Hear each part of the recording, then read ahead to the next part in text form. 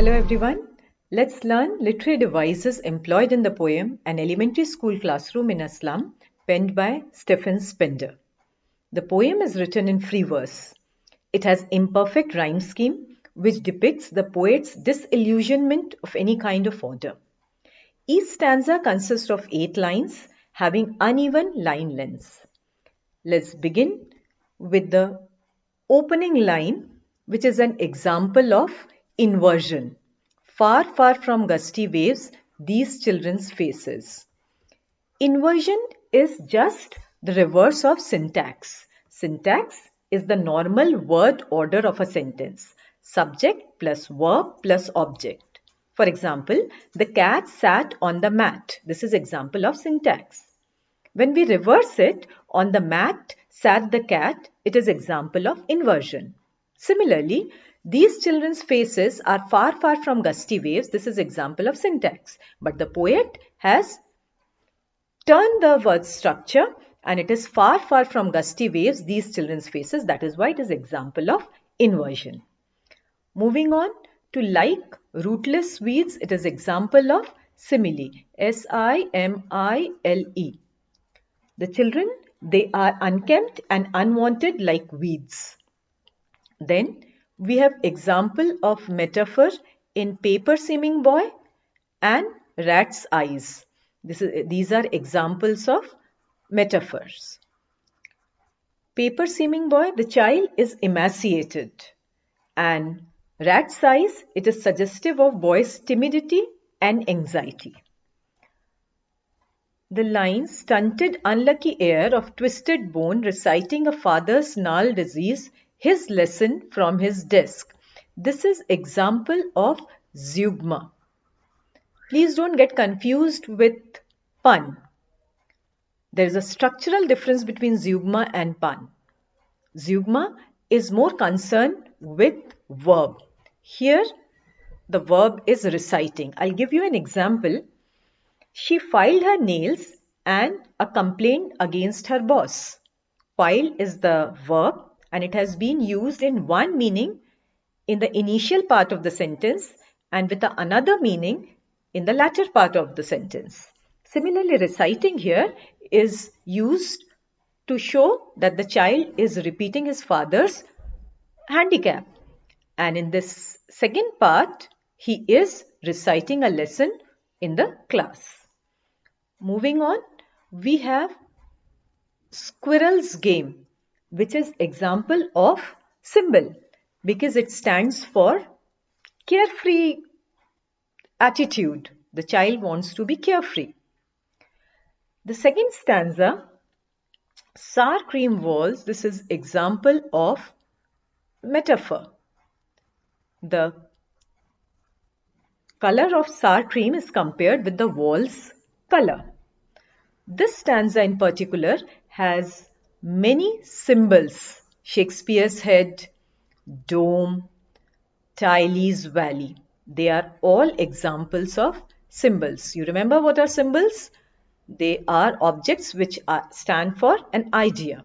So Shakespeare's head, it stands for literary beauty. Dome, it stands for progress.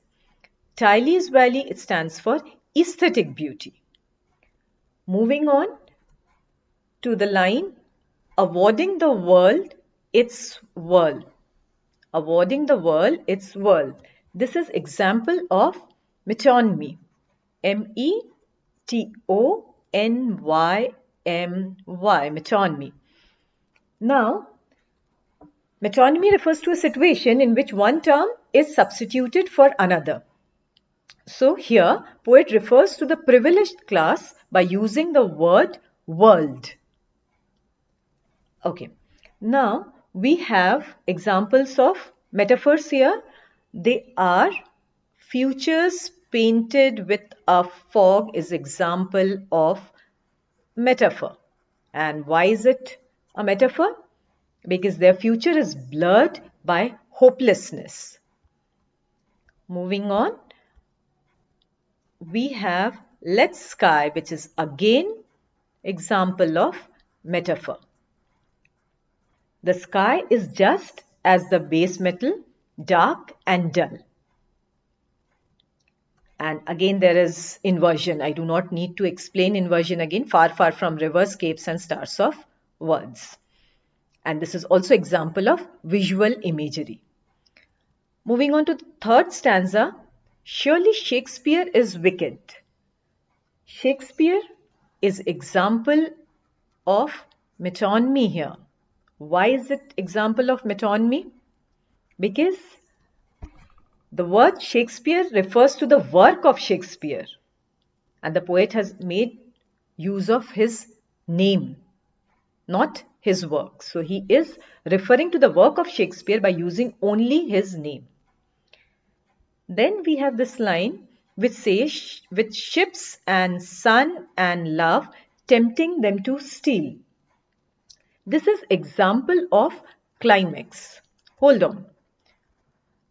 Do not get confused with the climax as a figure of speech and climax, the moment in a story. They are two different things. Climax as a figure of speech is when successive words are arranged in ascending order. For example, it's bird, it's a plane, it's a Superman. Right? Similarly, ships, sun, love. That is why it is example of climax, the figure of speech. Ships and sun and love is also example of polysyndeton. Ships and sun and love is also example of polysyndeton. Why is it so? Please don't get flummoxed by the term. It is example of polysyndeton because same conjunction "ad" is used in succession, which could have been very easily omitted. The poet could have written ships, comma, sun and love, but he uses ships and sun and love to draw our attention. That is why it is example of polysyndeton. Here we find from fog to endless night. Definitely this is example of rhetorical question. And we'll very often find that there are examples of enjambment. Now, what is enjambment? We know when we have to move from one line to the other line to understand the meaning completely. That means a line spills to the second line to complete its meaning. Then it's example of enjambment. Okay. Then we have here on their slag heap. Slag heap is definitely example of metaphor. And why is it so? Because body has turned into pile of waste. This is example of metaphor. Moving on, we have example of simile like bottle bits on stones, slums as big as doom. They are examples of simile. Okay. Now we are trying to identify figures of speech employed in the fourth and final stanza. Unless, governor, inspector, visitor. This is example of anticlimax. Again, anticlimax as figure of speech is different from the plot of story that we have learned. We know the structure of a story. It has climax and anticlimax. Here, anticlimax as a figure of speech has been employed. How? If you see the order in which the poet has arranged the words governor, inspector, visitor, he has done it consciously to create irony.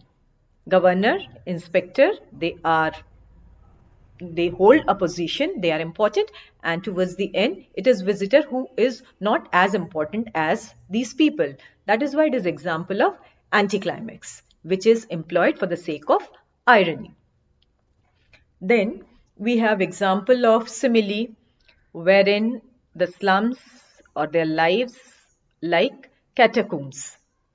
So the slums, they shut upon these children like cemeteries. This is example of simile. We have beautiful example of visual imagery when we are talking about these lines. Run azure on gold sands and let their tongues run naked into books, the white and green leaves open. There are many examples of visual imageries, especially these lines, they are example of visual imagery because they appeal to our sense of sight. The final line, history is theirs whose language is sun. This is the ultimate line, and sun has been used as symbol. We all know what is symbol. Symbol is an object which stands for an idea. So sun stands for empowerment. Sun stands for education. This brings us to the task of identifying figures of speech. I hope I have empowered you with the knowledge. Now create history by leaving your own mark. All the best for term 1. Thank you.